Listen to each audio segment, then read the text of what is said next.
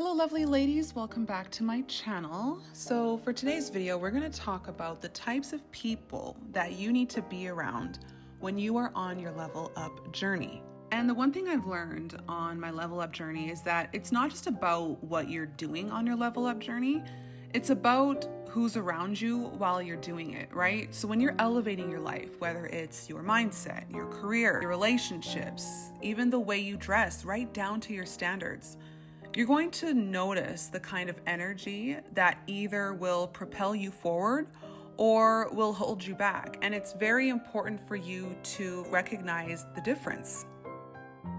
Now, the thing about leveling up is that it's going to be an endless journey. There's no stopping point. There's no finish line. So you have to be okay with the fact that, okay, you're going to rest for a bit, take a breather, but then at some point you got to get back into the marathon and understand that leveling up, it's not about how fast you go, it's about how slow you go, right? Because I think that the slower you go, the more it's going to build up your character and it gives you more space and room to learn along your journey.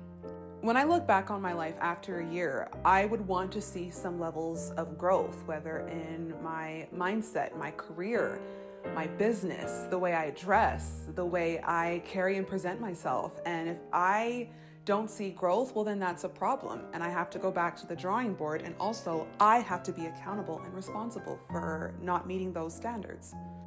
I'll definitely make a video talking about the people that you should avoid when leveling up, because they can definitely be an anchor when it comes to your blessings, your growth, and your entire self-concept. But right now, I really want to focus on the people that you should be around when you are on your level up journey, because these people are going to not only help shape you as a woman, but they're also going to be there to cheer you on and hold you accountable.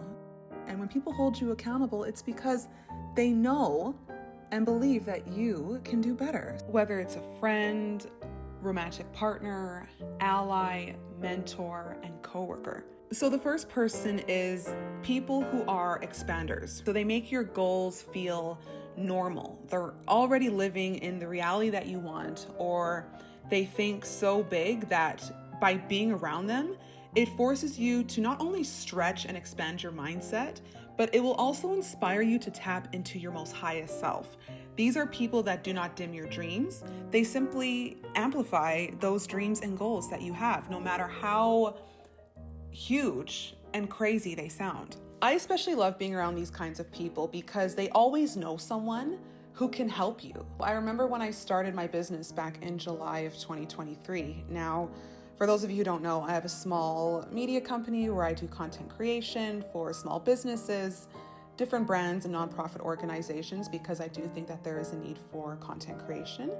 And I didn't have a client at the time, right? So I just wanted to gain some further insights and advice on how to not only land my first client, but to expand in terms of my creativity in my business.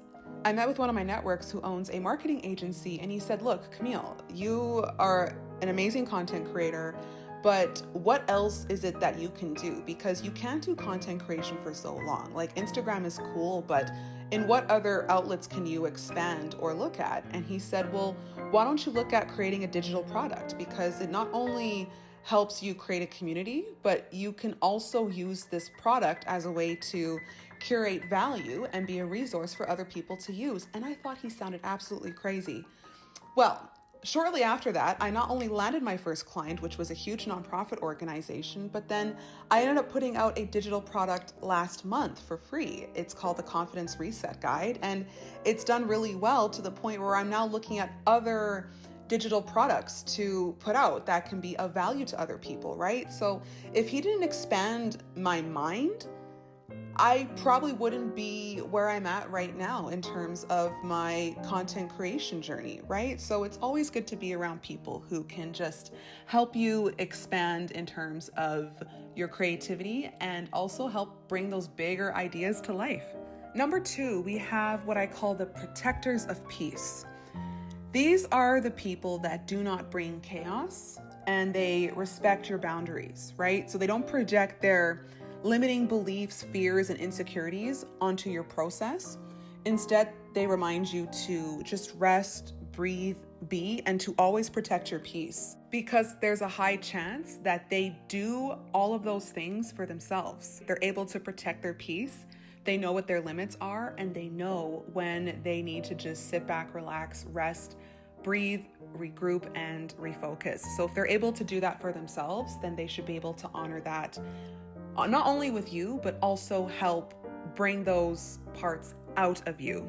They're just gentle reminders. Number 3, we have accountability partners. These people are not just cheerleaders, but these are the people that hold you to your own standard. They remind you of your why, and also they're able to remind you when you're slipping and when you're making poor decisions. Now, I do think that women have an issue sometimes when it comes to being accountable for their actions and choices. I've noticed that women tend to get very offended, or they try to backtrack and justify why they make those poor choices. And they tend to take it very personally, right? And so understand that when someone is holding you accountable, it's not because they are jealous of you. It's not because they want to see you down bad. It's because they know that you are capable of not only doing better, but just being better, and are there to remind you that, hey, look, you're slipping and you are making a poor decision that's going to result in you self-sabotaging. And also you have a reputation. So if I'm someone where if I have a reputation of being a pillar in my community, a woman who is of self-respect, has high self-worth, I would want for someone to tell me, hey, look, Camille, it's not the best decision for you to go down this path because of your reputation and who you are, because you're going against the values and standards that you set for yourself. These people will love you through your mess, your milestones, and your mistakes. It's part of the human experience. Now, what is wrong is when you make mistakes and don't learn from it, only to repeat those mistakes again. And that's where you will run into issues. Up next, we have the action takers. So these are people that want to be around others who got that motion, okay? And I'm not just talking about goals, but I'm talking about building, launching, trying, and doing.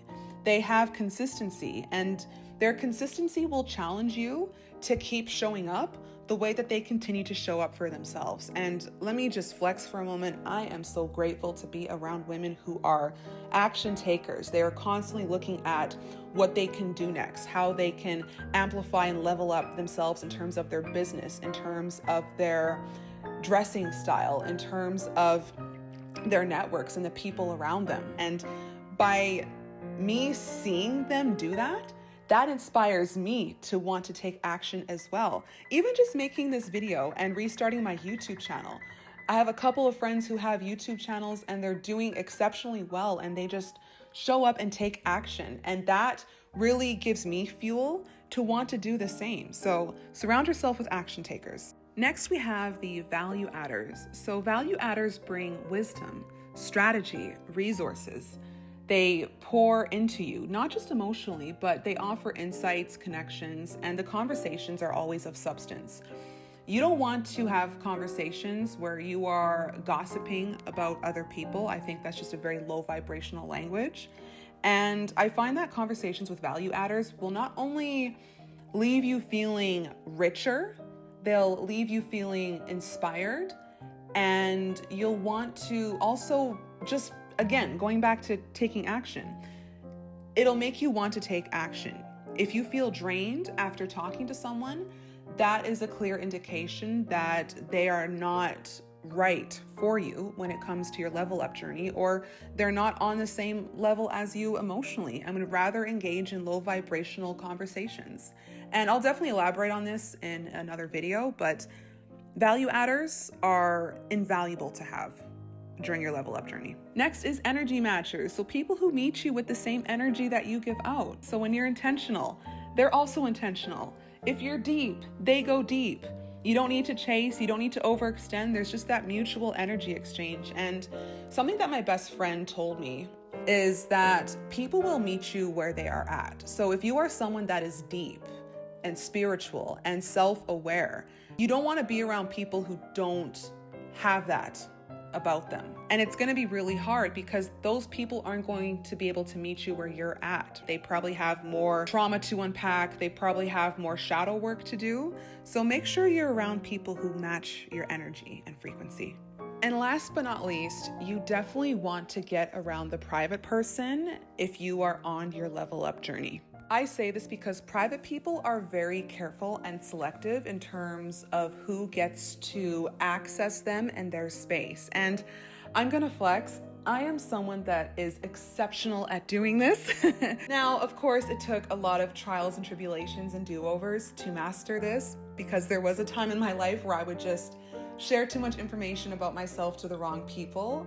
But thankfully, I've learned that lesson. The first law of nature is self-preservation, and that means that people who are able to preserve themselves, they are able to protect themselves from potential harm, and their discernment is very high. And I find this to be the case with private people, because the people that they are around can either make or break them.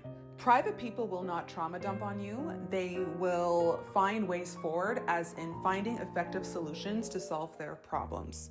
They're not going to constantly hit you up just to go through another trauma dump or unpaid therapy session, because trust me when I say this, I've had friends around who were like this, and I was just even more drained.